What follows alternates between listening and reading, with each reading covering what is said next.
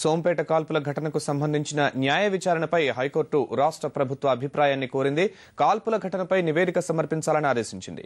పూర్తి వివరాలు మా ప్రతినిధి ధనంజయ్ అడిగి తెలుసుకుందాం. ధనంజయ్, సోంపేట కాల్పుల ఘటనపై ప్రభుత్వానికి హైకోర్టు ఆదేశాల సారాంశం ఏంటి?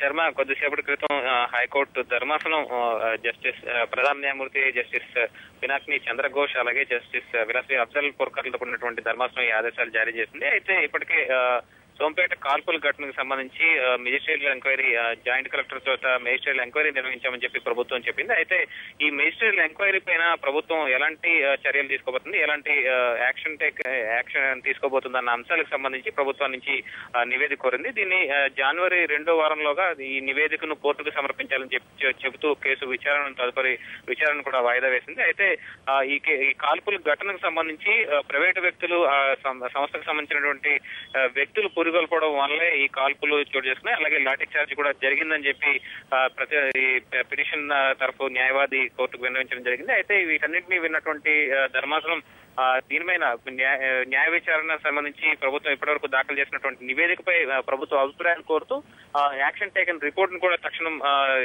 కోర్టుకు సమర్పించాలని చెప్పింది. అయితే జనవరి 2వ వారంలోగా ఈ నివేదికను కోర్టుకు సమర్పించి తదుపరి విచారణ జరుపుతుందని చెప్పి కోర్టు స్పష్టం చేసింది. శర్మ, ధన్యవాదాలు ధనంజయ్.